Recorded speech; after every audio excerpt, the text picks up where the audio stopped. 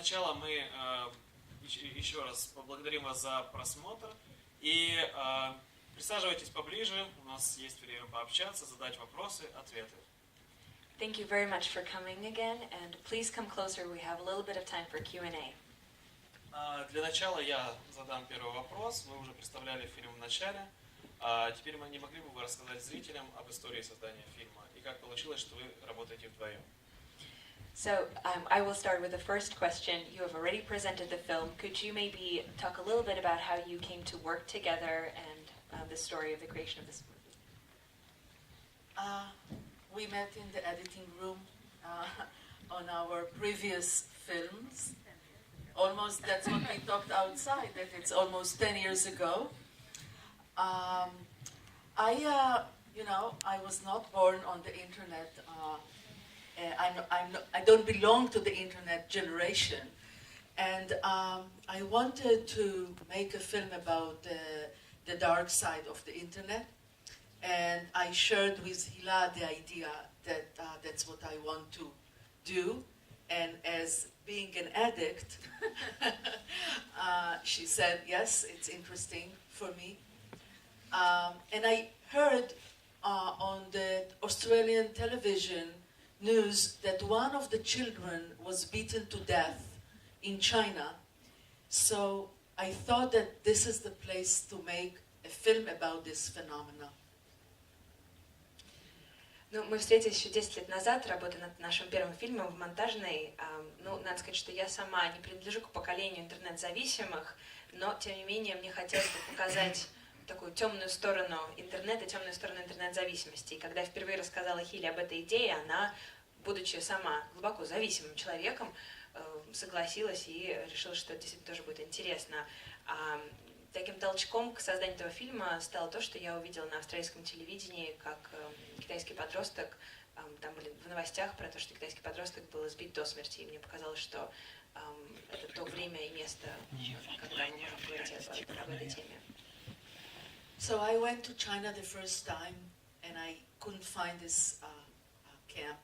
I came back to Ila and I said I didn't find it because, you don't open the internet and you have a list. But we believe, both of us, that if somebody doesn't open for you the door, you come from the window. So I went again to Beijing, and then I found a contact to Professor Tao, explaining him that we want to make a documentary.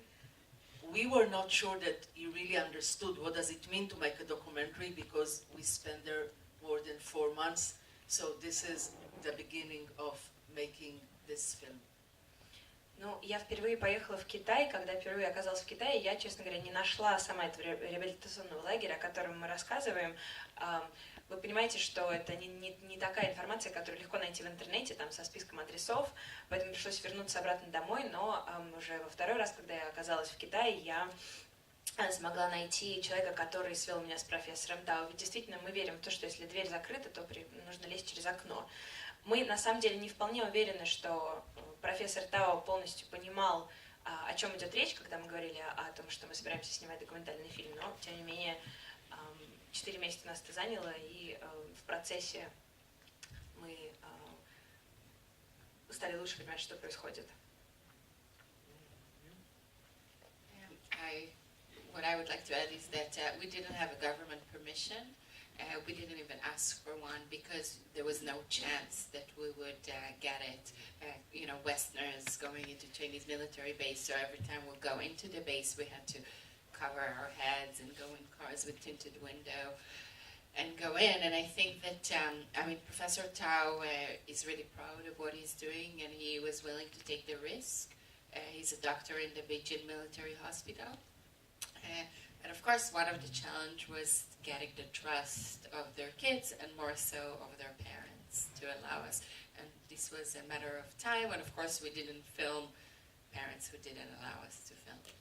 Ну, надо добавить, конечно, что вообще у нас не было официального правительственного разрешения, мы даже его не запрашивали, потому что никаких шансов получить его, в общем-то, не было. Мы работали на военной базе, каждый раз, когда мы там оказывались, нам приходилось это делать тайно, буквально там машины с темными стеклами, но, тем не менее, профессор Та очень гордится тем, что он делает. Он работает в Пекинском военном госпитале, и он был готов с нами разделить то, что он делает. Естественно, что те дети и те родители, которых мы снимаем, у них мы получали личное разрешение. Если родители нам такое разрешение не давали, то мы не снимали их детей, не их. Тогда возникает вопрос, с кем вам удалось наладить контакт первыми, с родителями или с детьми? С кем отношения сложились быстрее? So it begs the question, which relationship was easier to forge at the beginning, with the parents or with the kids? Of course, with the kids. They were very happy that we were there. We became friends.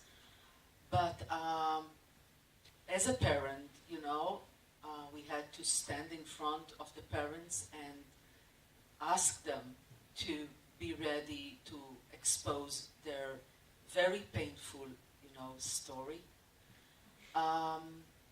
Some of them didn't agree, and some of them felt that maybe their story will help other kids in the world. So they agreed, and these are the only kids that we filmed, the kids that we had parents' permission. Ну, надо сказать, что, естественно, нам легче было налаживать контакт с детьми. Вообще они были очень нам рады, мы очень подружились с ними. Сами, будучи родителями, мы просили родителей, мы понимали, как это сложно, представлять какие-то очень тяжелые эмоциональные моменты, то, что действительно является таким сложным и личным. Поэтому те, кто не хотели, чтобы их снимали, мы, естественно, никоим образом их не задействовали в фильме. Но некоторые родители посчитали, что их история может быть полезной для других, и только с их разрешения, с их полного разрешения мы снимали. И сейчас, когда вы показываете фильм, он очень хорошо прошел в Санденсе, и у вас много показов по всему миру. Устраиваете ли вы образовательные показы с дискуссиями о том, как лечить эту интернет-зависимость? И какие основные возникают вопросы у родителей и у детей после показов? So the movie was very successful at Sundance, and it is being premiered all around the world. Do you ever organize educational screenings somehow, where you discuss how to address and how to treat this problem, and what are the kinds of questions that are being asked by the parents and the kids? So first of all, most definitely, we feel that this is a global phenomena, and China is a mirror to what's happening in the rest of the world.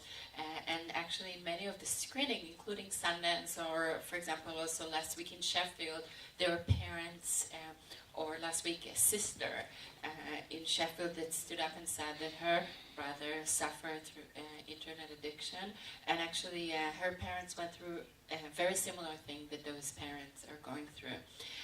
In Israel, we collaborated with a specialist who has been specialized in internet addiction, in research in internet addiction, and definitely it's one of our missions to go into parents, kids, schools, hopefully all over the world.